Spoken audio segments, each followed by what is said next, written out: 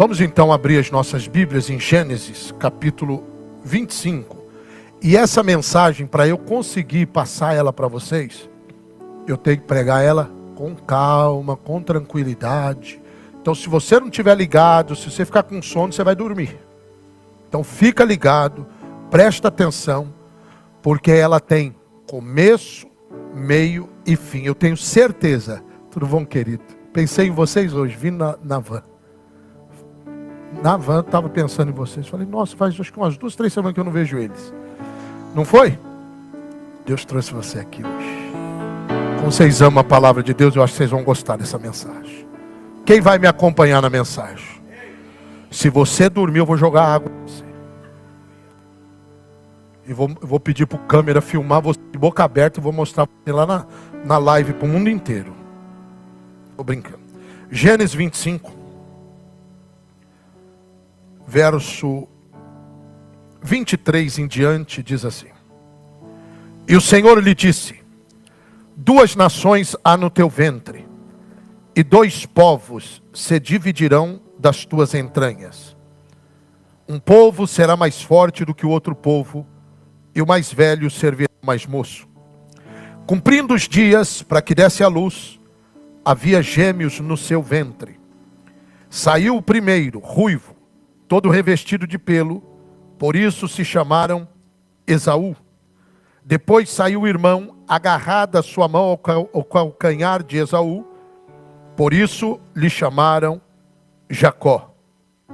Tinha Isaac 60 anos quando Rebeca deu à luz. Cresceram os meninos, Esaú tornou-se perito caçador, homem do campo, e Jacó era homem sossegado e habitava em tendas. Isaac, que tinha gosto pela caça, amava Esaú, mas Rebeca amava a Jacó. Amém, irmãos?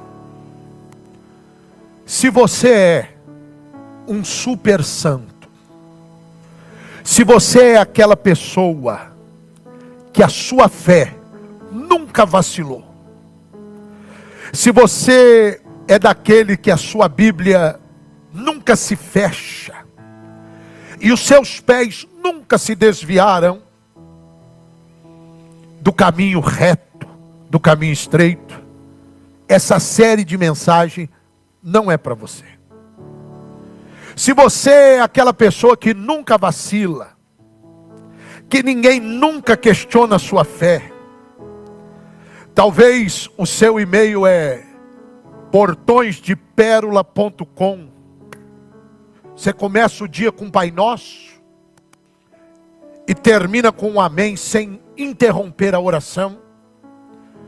Se você é essa pessoa, eu te dou os parabéns, bato palma para você e te adianto, não perca tempo, essa série de mensagens não é para você. Essa mensagem é para aqueles que lutam para se manter de pé. Essa mensagem é para aqueles que são parcialmente santos e parcialmente malandros. Essa série é para aqueles que têm boas intenções, mas será que fazemos bem sempre? O apóstolo Paulo dizia assim: o bem que eu quero fazer, muitas vezes eu não consigo fazer. E o mal que eu não quero, às vezes eu faço. Nós temos avanços? Sim, temos. Mas muitas vezes fracassamos. E nós não precisamos ser lembrados das nossas derrotas, porque elas estão dia e noite diante de nós. Nós não a esquecemos.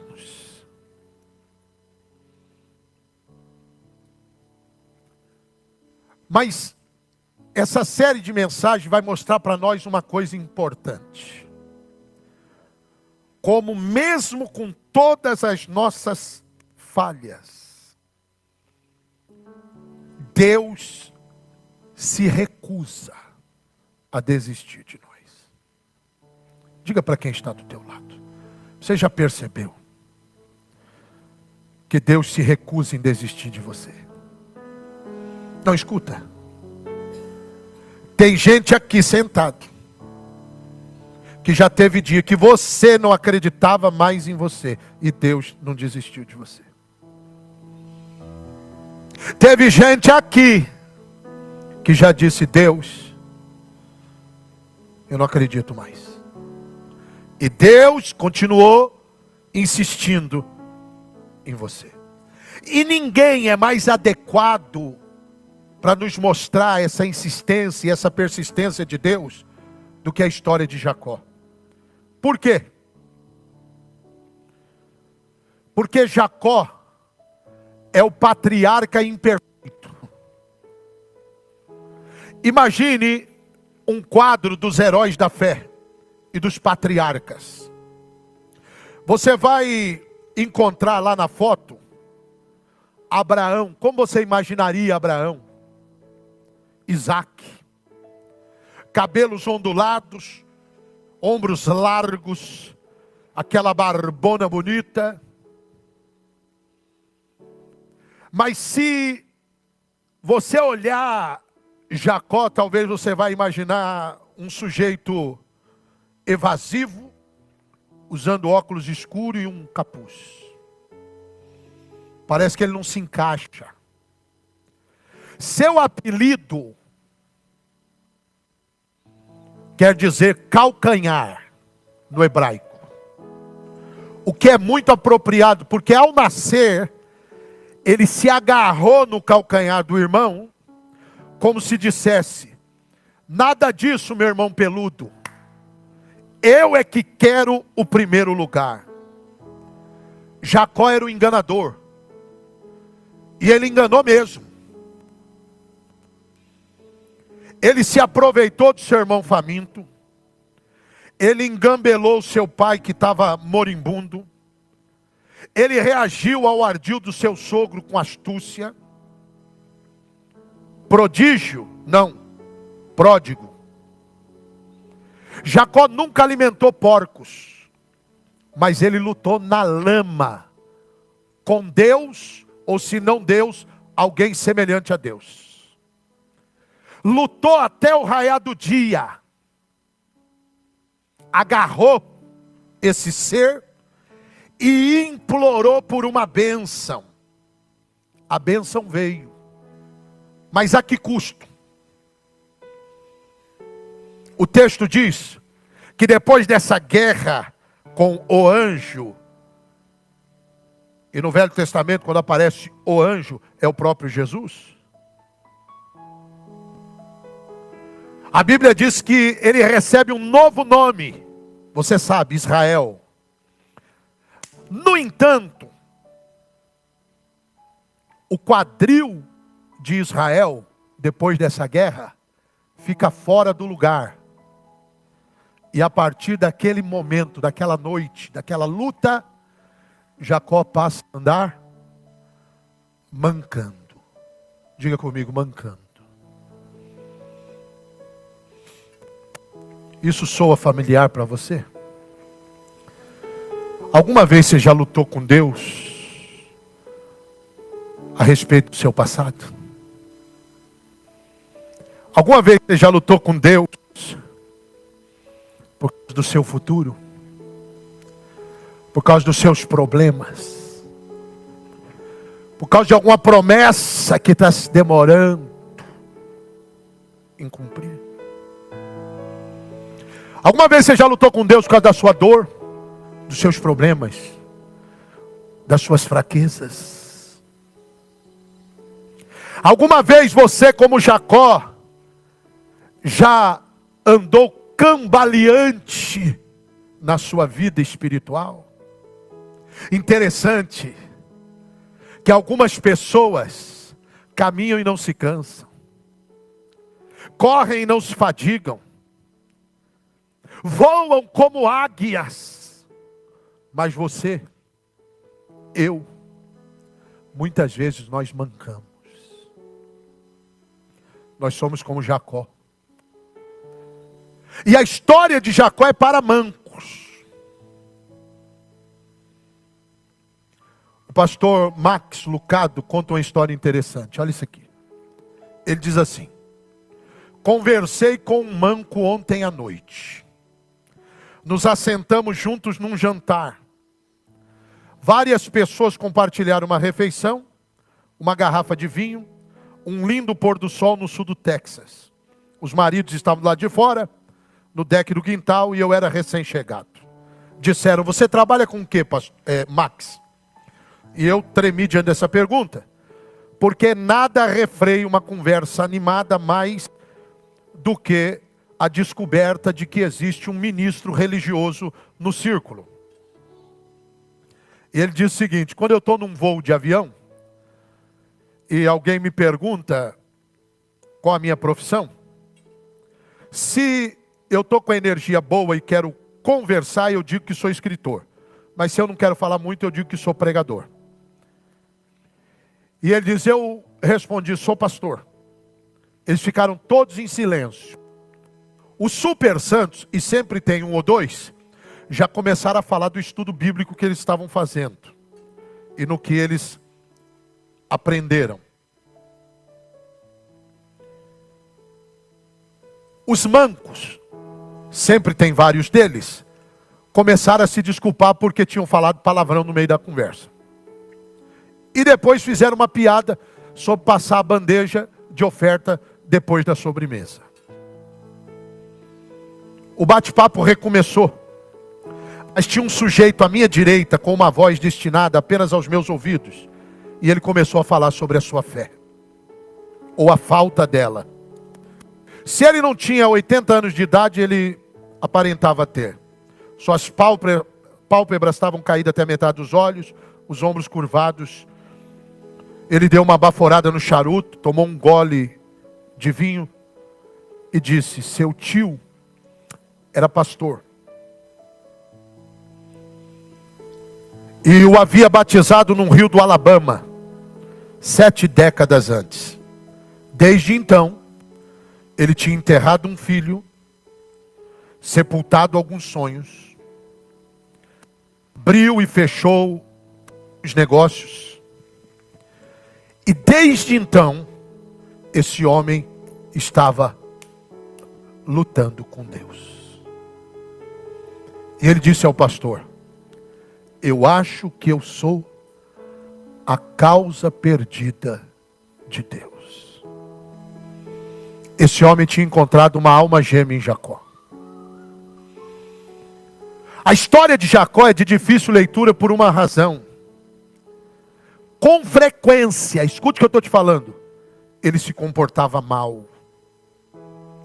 Mas a história de Jacó, ao mesmo tempo, é reconfortante por outro motivo. Diga comigo, qual, pastor? Porque nós também nos comportamos mal com frequência.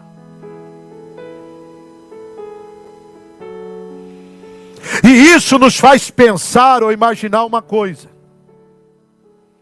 Se Deus pôde amar e usar a Jacó, acaso também não estaria Deus disposto a nos usar? Será que Deus não está disposto a fazer o mesmo conosco? Escute isso. Jacó viveu 147 anos. Mas o cerne da história de Jacó é 20 anos apenas. Dos 77 aos 97. A Bíblia separa 9 capítulos para nos contar a história desse homem. Nós conhecemos pouco da vida de Jacó, para além desse período. Mas a história começa no avô de Jacó. O avô de Jacó é nada mais, nada menos, dobre a atenção para você não perder, do que seu Abraão. Já ouviu falar dele? O avô do Jacó é o Abraão. Sabe quem é Abraão? O pai da fé. Sabe quem é Abraão? O cara que Deus dizia, ele é meu amigo.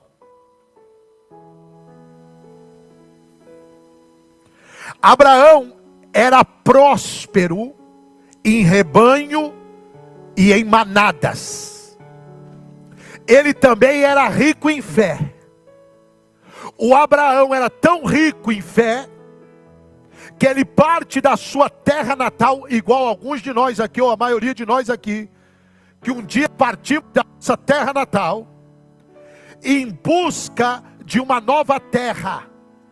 Só que ele tinha tanta fé que Deus faz que Abraão nessa nova terra serviria como o coração de uma nova nação. A fé do Abraão gerou uma nova nação. Mas olha que interessante, não gerou um novo bebê.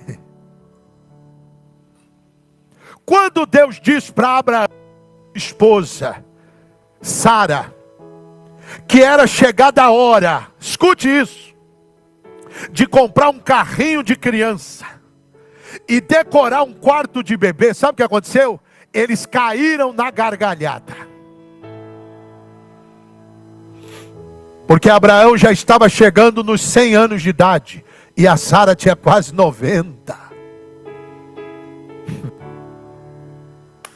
A ideia de balançar um bebê sobre os joelhos ossudos deixou eles em convulsões de risos.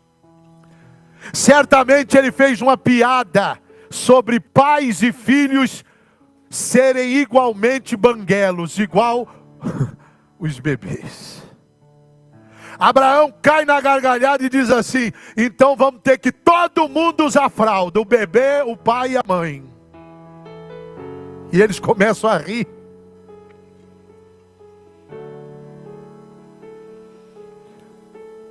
Mas a despeito disso, fala para quem está do teu lado aí, diga assim: a promessa cumpriu, o bebê veio, e eles deram o nome do bebê, sabe o que? Risadas, sorrisos, sorrir. Isaac significa riso. Sabe o que eu aprendo aqui? Segura a primeira revelação.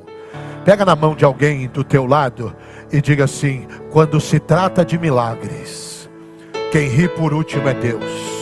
Não, ele não entendeu, aleluia.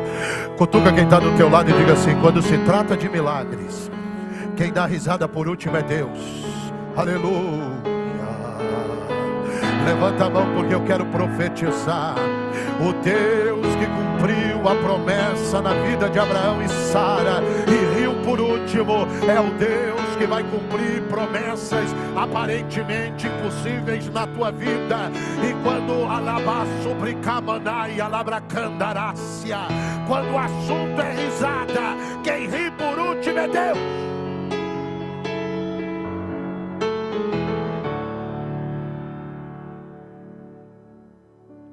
Nos seus anos derradeiros, Abraão decide encontrar uma esposa para risada, para Isaac. Ele envia um servo de volta à sua terra natal para buscar entre os parentes uma mulher para Isaac. Você vai encontrar isso lá em Gênesis 24:4. O servo ora para que ele tenha sucesso. Quando ele mal diz amém, ele encontra Rebeca, a futura esposa de Isaac. O servo busca a bênção do pai de Rebeca e a permissão do seu irmão. O irmão se chamava Labão. Diga comigo, Labão. Guarda bem esse nome, porque daqui a pouco, ou nessa série de mensagens, você vai ver que esse Labão, lá na frente, vai ludibriar o Jacó, enganar o Jacó, que acabou de enganar o seu pai Isaac e o seu irmão Esaú. Tem muita malandragem nessa história. Labão concedeu Rebeca ao servo. O servo levou Rebeca para o Isaac. Isaac deu seu coração para Rebeca. Rebeca deu filhos gêmeos, Jacó e Esaú, filhos do seu Isaac. Diga comigo, Jacó e Esaú. Houve tensão entre os dois desde o ventre. Isso está lá em Gênesis 25, 22. Diz assim o texto, ó. Os filhos lutavam no ventre dela. A descrição no hebraico quer dizer o seguinte, profeta Marcos, você que gosta do original.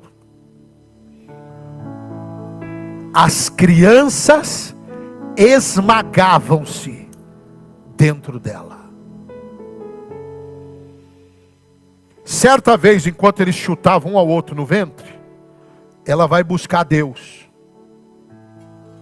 e pede para Deus uma explicação. E a resposta está lá no Gênesis 25, 23. Deus responde dizendo o seguinte, olha que profundo isso. 2 nações estão no seu ventre, desde as suas entranhas. Tu já pensou? 2 nações estão no seu... Eu quero fazer um profético aqui hoje. Eu quero declarar algo para você. Cuide bem dos seus filhos. Você não tem noção do que Deus pode fazer através deles. Seu filho pode ser o próximo atleta que vai marcar uma geração. Seu filho pode ser o próximo médico que vai descobrir a cura para a AIDS ou do câncer. Seu filho pode ser alguém que vai fazer grande diferença na terra. Ore por ele, profetize sobre ele, prepare ele, treine ele, invista nele.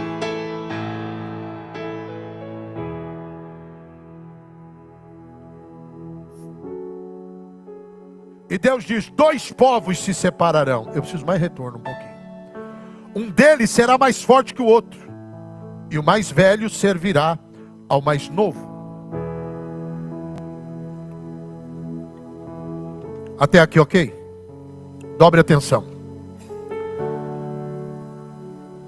No antigo plano do clã, o filho mais velho, dobre atenção, herdava a porção superior em relação ao mais novo. Mas no plano de Deus, Jacó venceria Esaú. O mais velho servirá ao mais novo. Se Deus não tivesse falado isso, Rebeca nunca teria imaginado. Olha o que diz Gênesis 25, 24 a 26. Ao chegar a época de dar à luz, confirmou-se que havia gêmeos em seu ventre. Isso aqui também é interessantíssimo. Não tinha ultrassom, gente. Ela foi perguntar para Deus e Deus deu o ultrassom para ela. Deus disse, é porque tem gêmeos. A geração anterior à nossa, tudo que ia fazer, perguntava para Deus. E a nossa? Antigamente, as nossas igrejas não tinha luzinha piscando, não tinha maquininha de fumaça e nem telão de LED. Mas tinha oração. O crente não ligava o carro sem fazer uma oração. Eu ainda tenho esse costume. Antes de eu vir para cá, sabe qual é a primeira coisa que eu faço? Deus, eu estou indo para Orlando. Não me deixe sair daqui se não for, se o Senhor não for comigo. Já vai abençoando o teu povo, teu Espírito Santo. Traz quem o Senhor quer para a igreja. Guarda eles, abençoa, acampa os teus anjos. Livra do acidente, livra do problema mecânico. Livra. É assim que eu faço. Antigamente um crente não mudava de igreja sem pedir permissão para Deus. Não entrava em um trabalho sem pedir permissão para Deus. Não fazia uma sociedade sem pedir permissão para Deus. Não entrava num namoro sem pedir permissão para Deus. Hoje não, hoje chega com a notícia pronta. Os crentes de hoje não buscam conselho, eles informam a decisão. Pastor, oi, estou indo, viu? Já comprei a passagem. Como assim, meu filho? Não, Deus mandou. Mas se Deus mandou, então eu tiro meu time de campo. Porque se Deus mandou, quem sou eu, né? Não, Deus falou, mas será que falou mesmo?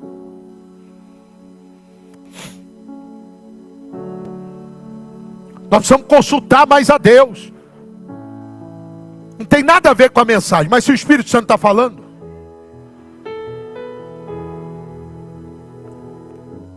Eu vou trazer uma série de mensagens depois para vocês sobre Davi. Eu começo ela, inclusive, terça-feira lá em Boca Raton. Depois aqui eu vou ministrar para vocês. Davi, por diversas vezes, ele pegava a estola sacerdotal, vestia e usava o urim e o tumim, que era a forma de receber a direção. E ele perguntava: persigo esse inimigo ou não persigo? Vou ou não vou? Por exemplo, lá em Keila, ele pergunta para Deus o seguinte: o povo vai me entregar? E Deus diz: vai. Devo sair daqui? Deus diz: sai. E ele sai. Quando queimam lá toda a cidade de Ziclag, lembra disso? Ele diz: perseguirei o inimigo. Deus diz: persegue. Vou encontrá-lo? Vai. Só que eu e você também temos um urim e um tumim. Qual é o nosso urim e tumim? Você tem uma Bíblia? Leia! Leia a sua Bíblia. E Deus te guiará, te instruirá, te ensinará. Tem 3 formas de Deus falar com você. Primeiro, leia a sua Bíblia. Segundo, às vezes você vai fazer um negócio. Aí o Espírito Santo te mostra algo que rouba a tua paz. Sabe o que você faz? Desfaz o negócio. Não faça, não entra. Não estou sentindo paz.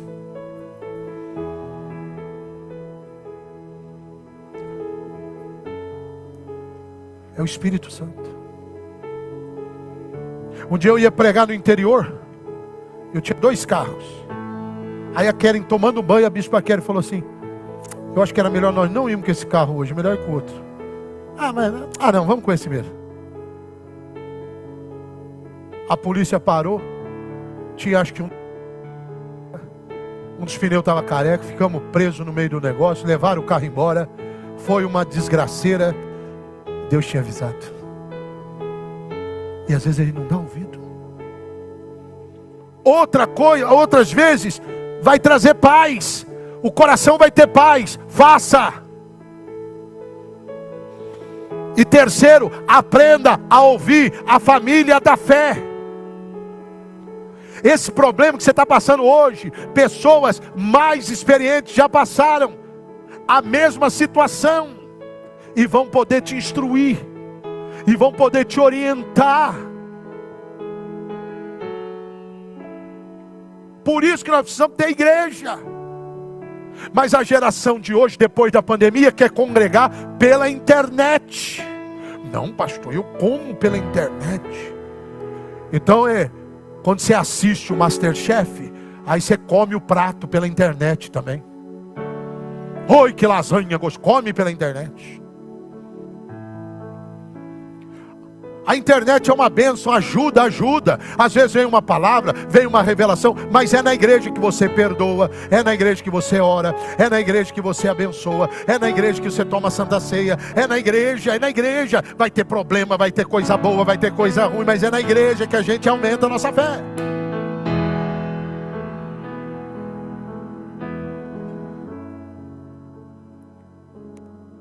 Gênesis 25.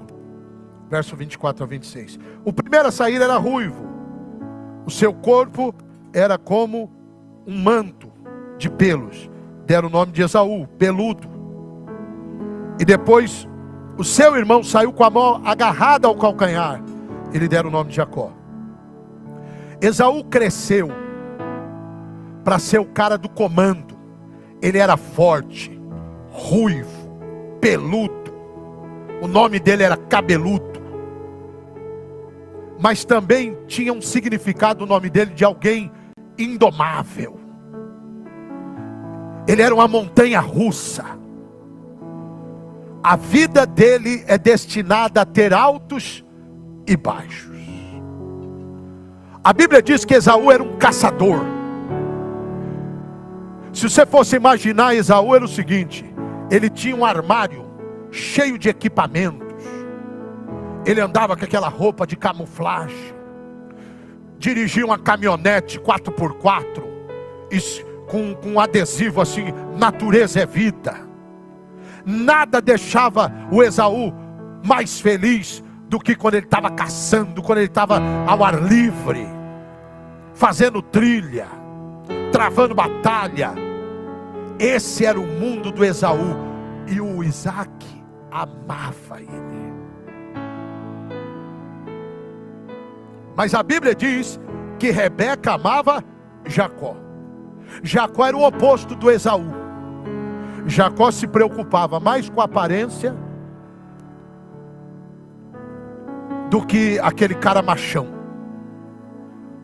Jacó era mais intelectual do que atlético, mais introspectivo do que extrovertido.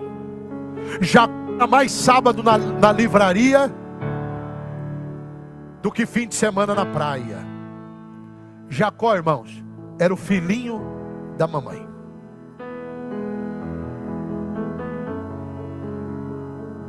Olha que família maravilhosa, irmãos. Você que acha que só tem problema na sua família. Olha que família linda. Está na Bíblia. Irmãos que se posicionavam para a briga, desde o útero. Mas na sua família, nunca, irmão com irmão, nunca brigaram. Pais que tinham filhos favoritos. Declarado. Se nós aqui, 4.000 anos depois, estamos sabendo que ela amava um, o outro amava o outro, imagina lá entre eles. Esaú e sua força. Jacó e o seu cérebro. Uma disfunção total na família. Um terapeuta podia pagar a faculdade dos filhos só aconselhando essa família. Mesmo assim, os gêmeos poderiam ter convivido bem, se não fosse uma questão: o privilégio da primogenitura. Diga comigo, primogenitura. O que a primogenitura garantia? Dobre atenção, tem muito novo convertido aqui, você precisa aprender. Primeiro, regalia financeira.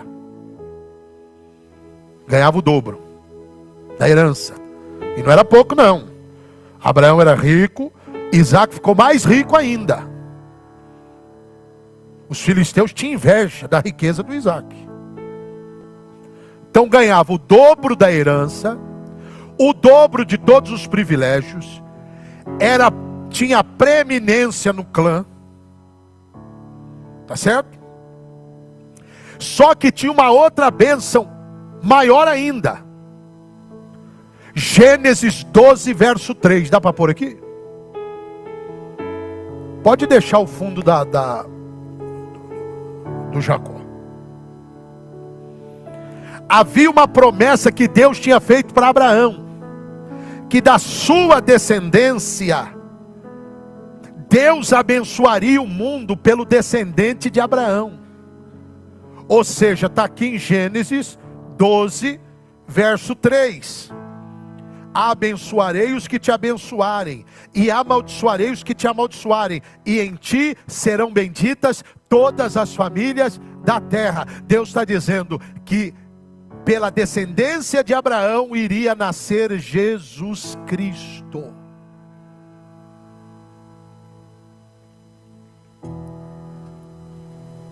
Então, olha o peso disso.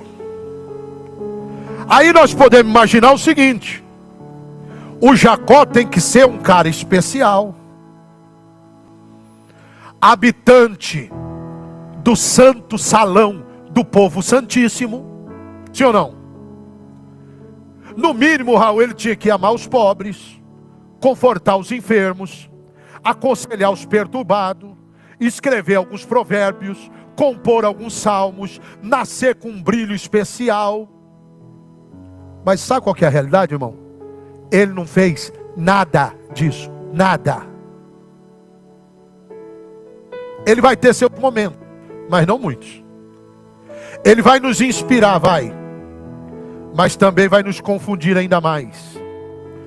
O currículo do Jacó parece mais alguém que frequenta a balada do que alguém que vai para a dominical no domingo de manhã. Segura aí o currículo do Jacó. Ele se casou com 2 irmãs, mas amava só uma. Ele permanecia passivo enquanto as esposas brigavam. Ele dormiu com as servas. Sua família adorava deuses estrangeiros. Ele optou por não fazer nada enquanto seus filhos saciavam a sede de vingança em uma aldeia, massacrando uma tribo inteira. Seu filho mais velho teve um caso com a sua serva. Seu filho favorito foi vendido como escravo pelos seus irmãos. Ele passou 2 décadas como fugitivo. Ele era dissimulado incorrigível. O cara nunca pregou, nunca profetizou, nunca disse algo que merecesse ser enaltecido ou imortalizado. Se você está procurando um protagonista para um filme dramático, Jacó não é essa pessoa. Agora levanta a mão. Se você procura ver a fidelidade inabalável de Deus, se você precisa saber até quando Deus suportará um malandro e seus escândalos, se você precisa, meu irmão, se você está perguntando se no plano de Deus tem lugar para gente manca, para malfeitor, para trapalhão, para conspirador, para aquele que atira uma pedra ou uma moeda para o alto, para ver se ele decide entre a vontade dele ou a vontade de Deus, então escute. A história de Jacó fala sobre uma história de fidelidade infinita, inflexível e inabalável de Deus e da sua graça. Quando Deus decide ser fiel na vida de alguém, Deus não desiste desse alguém, apesar deste alguém.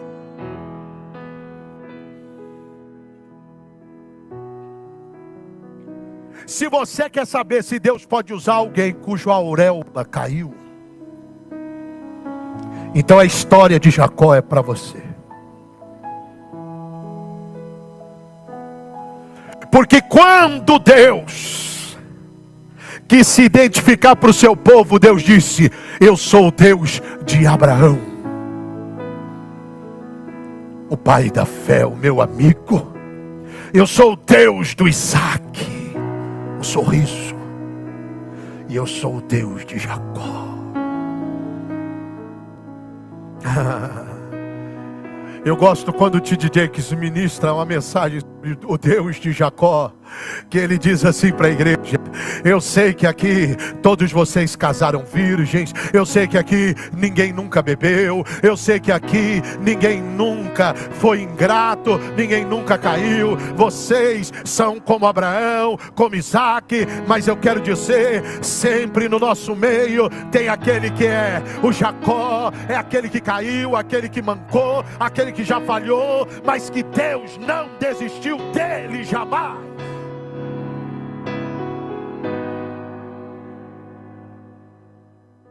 Sabe qual é a palavra para essa fidelidade incansável de Deus? Diga comigo: graça. Não, repita, diga graça.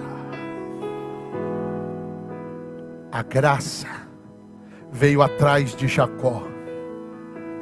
A graça o encontrou no deserto. A graça o levou, aleluia. A graça o protegeu quando ele estava no exílio. A graça lutou com ele no chão em Jaboque e o abençoou. A graça o levou para casa em Canaã. A história de Jacó é uma história da bondade divina, inesperada, não solicitada e imerecida. Agora levante a tua mão que eu quero perguntar algo para você. Levante a tua mão. Quantas vezes Deus foi bom com você quando você não merecia? Quantas vezes Deus te alcançou quando você não merecia? Quantas vezes essa graça tem envolvido você e a sua casa? Você conhece essa graça? A graça é Deus agindo como um grande marechal,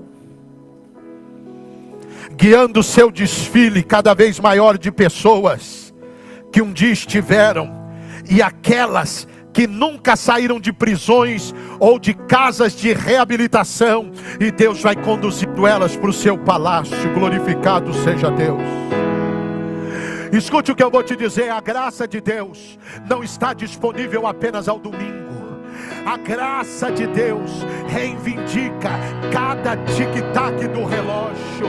A graça de Deus não é um amuleto da sorte em forma de crucifixo que se pendura em um colar. A graça de Deus é capaz de transformar por completo as motivações que existem no seu coração. A graça de Deus não aconteceu uma vez no passado. Não, senhoras e senhores, a graça de Deus está acontecendo aqui agora, hoje, para qualquer um que orar a Deus, que abrir o coração a Deus, que ouvir a voz de Deus. Eu quero que você pegue na mão de alguém agora, olha na batata do olho dessa pessoa e diga para ele: a graça de Deus nunca desiste de você. Diga para ele: a graça de Deus é a razão que você está vivo. A graça de Deus é o motivo pelo qual nós não somos consumidos. A graça de Deus nunca desiste. Esse é o tipo de Deus que Ele é. Ele é o Deus de Jacó. Ele é o nosso Deus. Ele é o Deus daqueles que são vários, daqueles que lutam e se esforçam, às vezes mal conseguindo sobreviver, agarrando-se à vida com todas as forças. Deixa eu dizer uma coisa para você: haverá momento na sua vida que você vai voar por cima das nuvens como águia. Haverá momentos da sua vida que você vai estar com a coragem de um touro selvagem, com a fúria de uma leoa parida, na força de um touro selvagem, de um leão.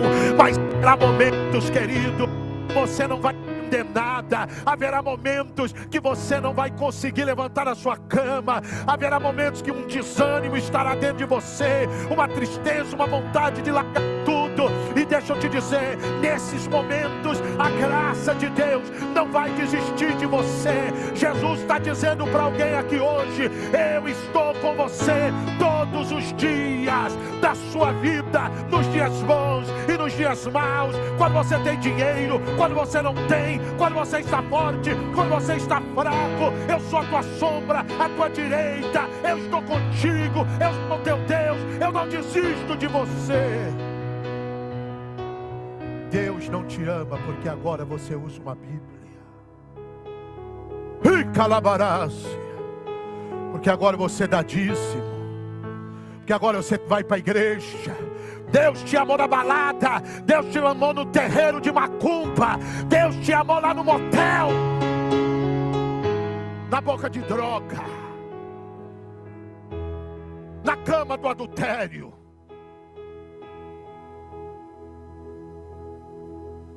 Deus amou aquela mulher enquanto ela estava fazendo um aborto numa clínica clandestina.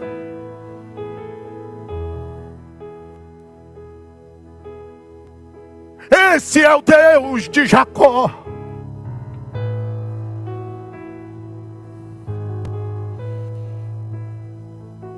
Se você está procurando heróis das Escrituras, eu recomendo para você Daniel ou José. Eles são notáveis.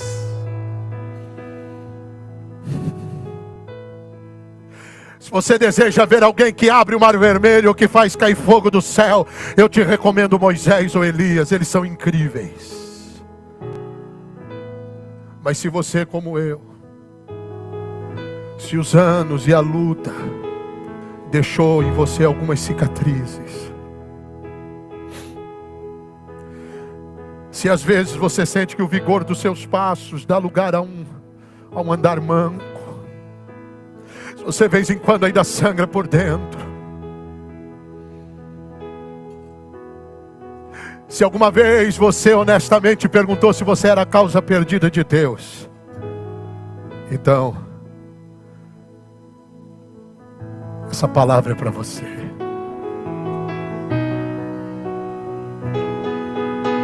O pastor Max conta uma história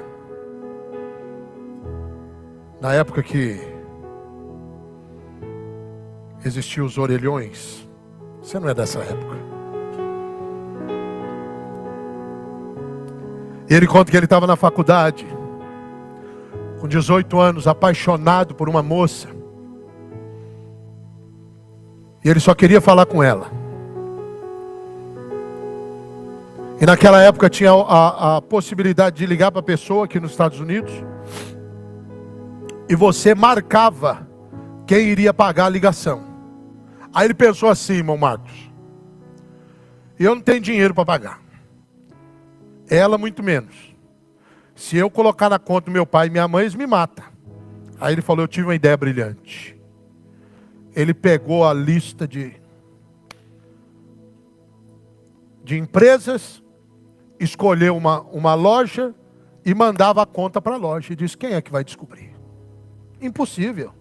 Aliás, eu estou num telefone público. Só que, é claro que descobriram. Como? O dono da loja chamou a companhia. A companhia detectou quem estava recebendo a chamada. Ligaram para a moça e disseram: você sabe quem é que está te ligando tal hora e tal hora, lá da universidade tal? Ela pensou que ele tinha ganhado na loteria. Disse: o fulano. Acharam ele. O reitor da faculdade chama ele. Que maravilha. Ele tem que escrever uma carta pedindo perdão. Tem que mandar o cheque pagando a conta. Enfim. O que ele fez? Ele pegou um atalho. Ele pegou um atalho.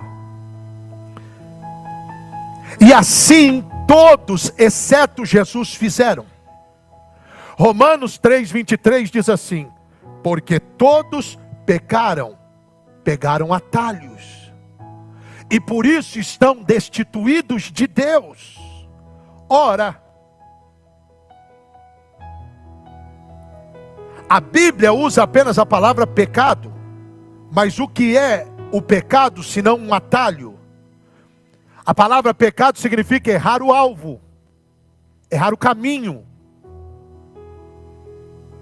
Quando Adão e Eva colheram o fruto, eles pegaram um atalho. Em vez de esperar que o pai cumprisse promessa, por que não resolver por conta própria? O pastor pegou o telefone, pegou um atalho. Mas quantas vezes, senhoras e senhores, nós também pegamos um atalho? E eu quero que você dobre atenção nisso aqui agora, ó. O pecado, em sua raiz, vamos repetir isso. Diga comigo: o pecado, em sua raiz, é a falta de disposição em esperar, de confiar, de seguir os planos de Deus. Vamos repetir, diga comigo: o pecado, em sua raiz, é a falta de disposição em esperar, de confiar, de seguir o plano de Deus. É quando nós queremos resolver os problemas com a nossa própria mão, do nosso próprio jeito. Foi isso que Jacó fez. Quer ver? E aqui nós vamos caminhar para o final, vou acelerar. Mas eu vou entregar a mensagem completa, não vou cortar. Esaú, o montanha-russa, volta da caça, com a barriga vazia. E agora ele sente o cheiro de uma panela com feijão vermelho. Jacó está mexendo sobre a fogueira. O aroma do cozido com cebola, alho, carne, fez a boca do Esaú salivar. Ele diz assim para o Jacó: irmã Juliana, me dá um prato dessa lentilha. O titular do calcanhar percebe uma oportunidade e diz assim: o que vale isso para você? Ele diz: qualquer coisa, eu estou desmaiando de fome. Qualquer coisa? Sim, diga o seu preço. Quer meu arco e flecha, minha faca? Talvez nesse momento Jacó olhe e vê sua mãe dizendo assim para ele. Ele entende o recado. Ele não vai trocar por uma faca, nem por um arco e flecha. Pode ser que nesse momento Jacó viu a árvore genealógica com o seu nome. Deus de Abraão, Deus de Isaac, Deus de Esaú. Ele diz, não. Deus de Abraão, Deus de Isaac, chegou a minha vez, Deus de Jacó. Ele diz, eu quero a primogenitura. Olha isso, gente. Esaú olha para o feijão e pesa as opções. E depois de 2 ou 3 pensamentos, ele sela o seu destino. Por isso que eu sempre digo a vocês, decisões decidem destinos. Cuidado com as decisões que você toma para você não pagar a consequência depois.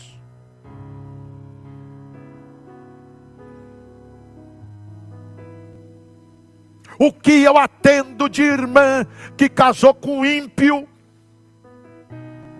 tomou decisão, aí depois, ai pastor, mas meu marido não quer pegar, mas você não sabia que ele não era crente? Sabia, pastor, mas quem casou foi você que escolheu essa decisão sua, agora você ora e jejua até ele converter. Decisão desse destino, amada. Ai, mas eu tive esse filho muito cedo.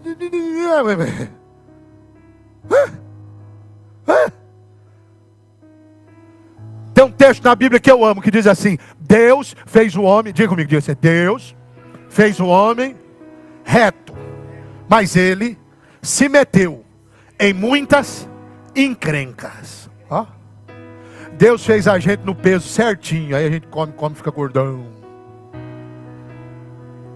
Deus fez a gente sem colesterol alto, Deus fez a gente sem dívida, Deus fez a gente tudo certo, irmão. Quem se mete em encrenca é nós. Ai, pastor fulano foi ingrato comigo. Você não foi lá, não botou ela na tua vida, não botou ele na tua vida, agora você vai lá, rebola para tirar agora. Ou não?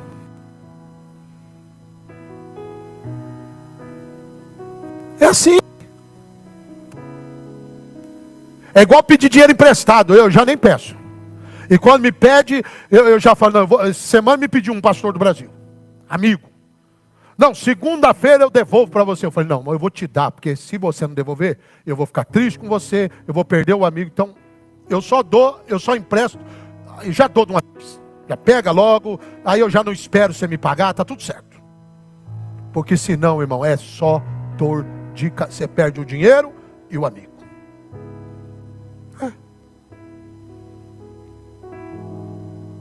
É igual aquele que chega para vocês, eu estou aqui, e eu estou sem nome. Irmão, se o cara não cuidou do nome dele, ele vai cuidar do seu. Abraça, vai. Não cuidou do nome dela, vai cuidar do seu. Quando chega em você, já estourou o dele, o dela, da mamãe, de papai, de vovó. Não teve dó de vó, vai ter dó de você. Vai, agora vai. Diga, Deus fez o homem reto, mas ele se meteu em encrenca. Ó. Escute. Ele sela o seu destino com essas palavras. Gênesis 25, 32. Olha isso aqui, gente. Olha o que ele diz. E respondeu Esaú: estou a ponto de morrer. Logo, para que me servirá o direito de primogenitura? Irmão, em primeiro lugar, Esaú não teria morrido coisa nenhuma. Ele era caçador, ele era forte, era musculoso, tinha o dobro do tamanho do irmão dele. Ele podia ter nocauteado Jacó com um soco. Quando Jacó acordasse, ele já tinha comido a comida inteira. Mas ele desprezou o direito de irmão mais velho. Presbítero Josemar, sabe o que diz? Desprezou? Desdém, descaso, menosprezar algo como inútil. Agora escuta isso aqui, irmã Juliana. O direito de primogenitura era protegido por lei. Isso você gosta de anotar? Isso está lá em Deuteronômio 21, do 15 ao 17. Era protegido por lei. O que isso significa? Um pai não poderia dar esse direito para outro filho. Não poderia. Mas, irmã Karina, dobre atenção aqui. O primogênito poderia conceder ou vender o direito de primogênito.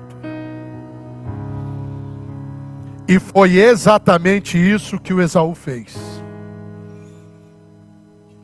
Porque a primogenitura para ele era um objeto intangível, invisível, presente em algum lugar. E o feijão estava ali na frente dele. Agora vamos trazer isso aqui para a nossa vida real. Quantas pessoas trocam a presença de Deus por uma noite de prazer? Por um trago? Por uma bebida? Por uma noite de sexo? Por um dinheiro que vai vir mais fácil, mesmo que seja ilegal? E abrem mão da bênção. E depois se arrependem. Escute. Esaú concordou com a troca. Jacó então diz para ele: ô Esaú, você sabe o que significa?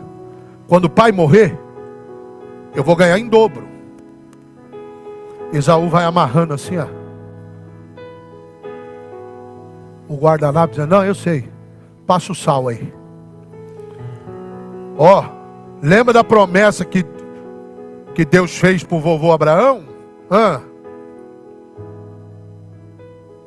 A bênção que era para o seu lado vai vir para o meu. Ele disse: eu sei, não tem problema, me dá uma tigela aí.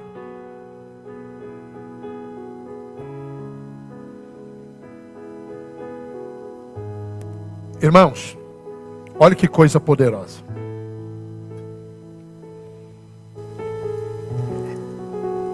Ele negocia a primogenitura.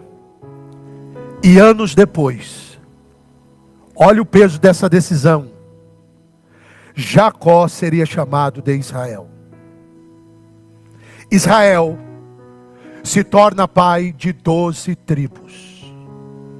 Dentre elas, uma tribo chamada Judá, que gerou a linhagem que deu à luz ao chamado leão da tribo de Judá, a saber, Jesus Cristo.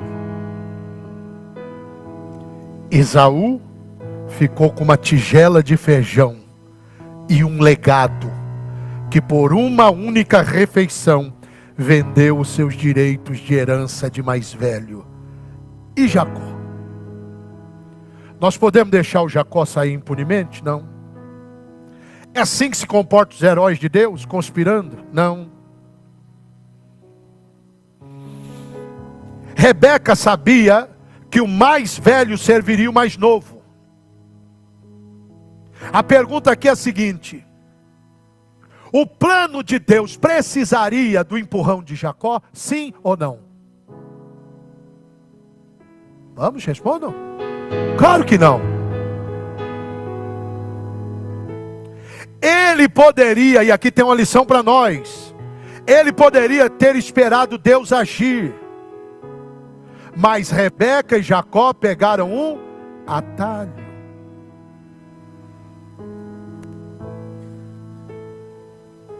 Quando nós chegamos no Gênesis 27, Isaac está no seu leito de morte. A verdade é que Isaac não estava nem perto da morte. Ele tinha 135 anos e ele ia viver mais 45 anos ainda. Mas ele achava que estava morrendo. Quando ele ficou mais velho e os olhos estavam fracos, ele chama Esaú e diz: eu já estou velho e não sei o dia da minha morte. pega suas armas, vai caçar, faz uma comida saborosa, e eu vou te abençoar antes de morrer. Rebeca ouve isso, pega o atalho, você conhece a história, e enquanto Esaú sai para caçar, Jacó e Rebeca fazem uma comida, pegam um pelo de cabra, porque Esaú era peludo, coloca aqui, e vem e traz para o Isaque, e diz: eu sou Esaú, seu filho mais velho. A Bíblia diz que Isaque cai na artimanha,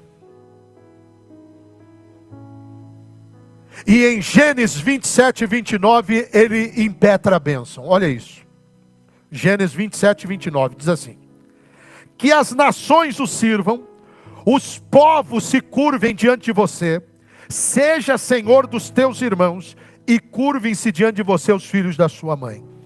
Irmãos, Isaac, sem saber, coroou o filho errado. Logo depois chega o irmão mais velho, Esaú aparece. Ele preparou a comida para o seu pai, mas seu pai não tinha mais fome, e a bênção não estava mais disponível.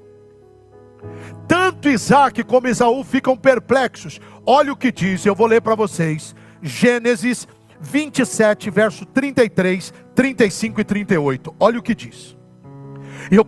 Quando eu leio esse texto, eu sinto a angústia de Esaú. Olha isso. Profundamente abalado, Isaac começou a tremer muito e disse: quem então apanhou a caça e trouxe para mim? Acabei de comê-la antes de você entrar, e abençoei-o, e abençoado ele será. Quando Esaú ouviu as palavras do seu pai, deu um forte grito, e cheio de amargura, implorou ao pai: papai, abençoe também a mim. Mas ele respondeu: seu irmão chegou astutamente, recebeu a bênção que pertencia a você. Olha isso aqui, gente. Esaú pediu ao pai: meu pai, o senhor tem pelo menos ou apenas uma bênção? Me abençoe também, meu pai. Agora ele queria tarde demais. Então chorou Esaú em alta voz. Eu e você podemos ver uma solução rápida para essa crise. Corre lá, pega o Jacó pelo cangote, traz para o Isaac. O Isaac desabençoa o Jacó e abençoa o Esaú. Mas na cultura oriental não era assim, queridos. Escuta isso. Uma bênção tinha um elemento vinculativo embutido. Diga comigo, era irreversível e irrevogável.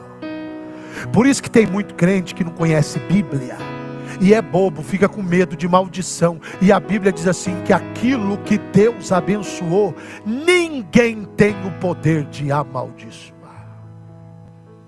Se você entender isso, irmãos, Isaac poderia dar a Esaú uma herança adicional, mas Jacó já tinha descontado o cheque.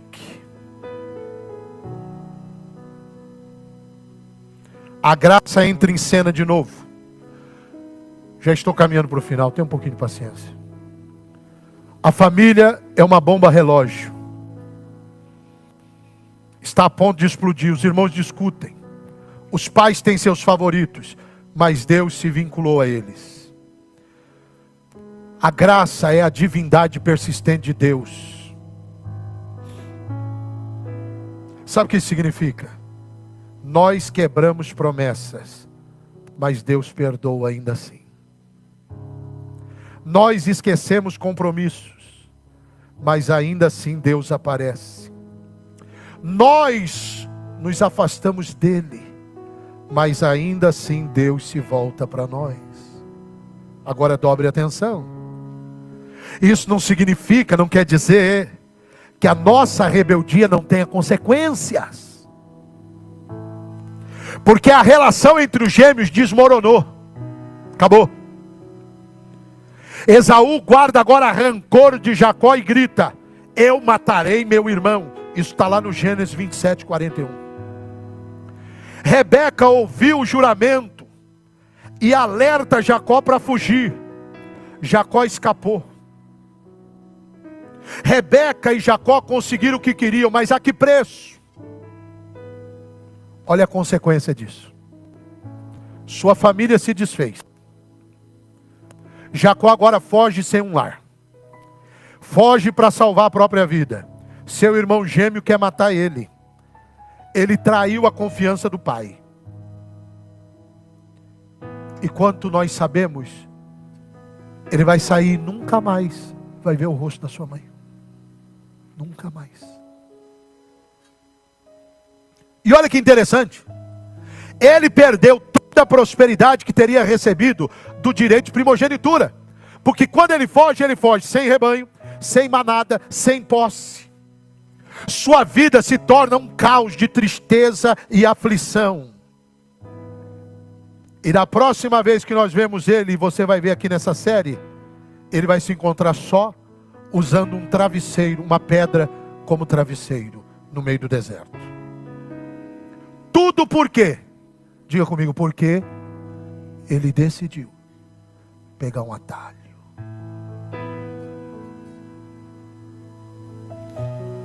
E nós? Quais atalhos nós estamos querendo pegar? Deus nos prometeu um jardim do Éden de alegria. Tudo que nós precisamos fazer é esperar em Deus. Mas sabe o que a gente acha, doutora Edilene? Que o ritmo de Deus é lento demais.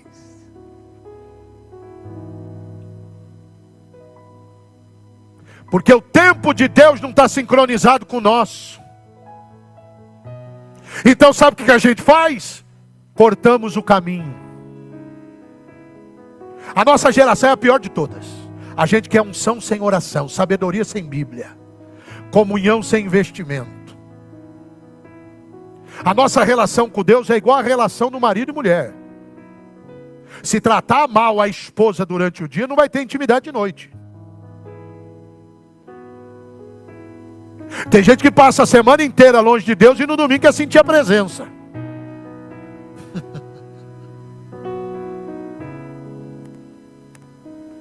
Aí chega num culto de avivamento, de palavra, não tem um glória a Deus, não tem aleluia, não tem uma lágrima no olho, não tem nada. Está seco. Deus visita ali, visita lá, e o cara está com os olhos parecendo uma coruja morta assim. Duro, seco. Entra na presença de Deus com a pressa de sair. Consegue assistir uma série inteira da Netflix, um jogo de futebol com facilidade. Não consegue ficar 10 minutos orando com Deus. Então nós cortamos o caminho. Trapaceamos. Às vezes nos exames, às vezes em impostos. Às vezes não com peles de cabra e cordeiro, mas com mentiras, com exageros, com distorções. Exageramos nossas habilidades, inflamos os fatos, citamos nomes de pessoas importantes na conversa para obter vantagem. E aí a gente fala assim: Deus quer que eu tenha esse trabalho, vou apenas exagerar um pouquinho no meu currículo. Deus quer que eu seja feliz, e eu encontrei a felicidade nos braços de uma mulher. Ela só não é a minha esposa. Eu sei que Deus quer que eu fale a verdade, mas nesse caso, a verdade vai causar problemas. Uma pequena mentira não vai prejudicar ninguém. E quantos atalhos foram justificados com a melhor das intenções? Na sentença, por seu papel no escândalo do suborno para admissões em faculdades, no ano de 2019, a atriz Lori Loughlin disse isso no tribunal. Isso aqui é importante. Eu tomei uma decisão terrível. concordei com um plano para dar para as minhas filhas uma vantagem justa no processo de admissão na faculdade. E ao fazer isso, ignorei minha intuição e me permiti ser desviada da minha bússola moral. Eu pensei que estava agindo por amor às minhas filhas, mas na realidade isso apenas minou e diminuiu as habilidades e conquistas delas. Às vezes a gente quer fazer a mesma coisa. Não deixa o nosso filho conquistar por si. Queremos ajudar, queremos favor, queremos dar um jeitinho.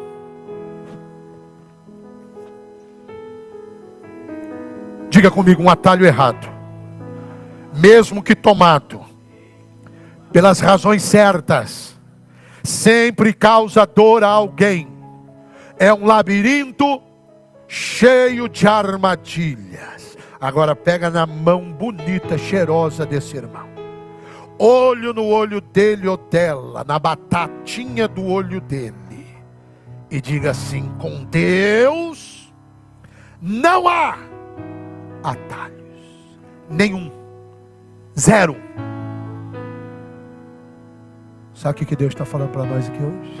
Quer saber ou termino agora? Deus não precisa do seu pé no acelerador. Deus não precisa que você o ajude com seus planos. Ele é Deus. Se Deus quisesse que Jacó tivesse a bênção, Jacó teria a bênção. Rebeca não precisava conspirar, não precisava enganar. Se Deus quisesse que Jacó assumisse a primogenitura, ele assumiria. Tudo o que eles precisariam fazer era esperar no Senhor. E é a coisa que eles achavam mais difícil. Cutuca teu irmão e diga assim: não é você igualzinho. Tudo que você precisa fazer é esperar no Senhor. É o que você acha mais difícil. Cutuca esse irmão do lado e diga assim: e você? O que é que você está esperando? O que é que você está procurando? O que é que você está precisando? O que é que você está querendo? Agora olha para mim. Você está precisando de um cônjuge? Espera no Senhor. Um novo trabalho? Espera no Senhor. Seu marido voltar para casa? Espera no Senhor. Uma oportunidade financeira, um novo trabalho, um documento? Espera no Senhor. Sua carreira, sua empresa decolar? Espera no Senhor. Seu negócio deslanchar? Espera no Senhor. E aprenda, levanta a mão para receber. O tempo de Deus sempre é o tempo certo. Ele sabe o que é melhor. Seu plano é sempre perfeito. Aplauda, Jesus.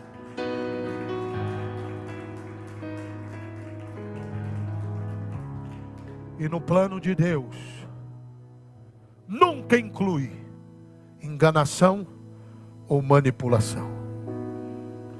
A estratégia de Deus nunca destrói pessoas ou exige concessões. Deus nunca atormenta, briga, menospreza ou machuca as pessoas. Se você está fazendo isso, você não está fazendo a vontade de Deus.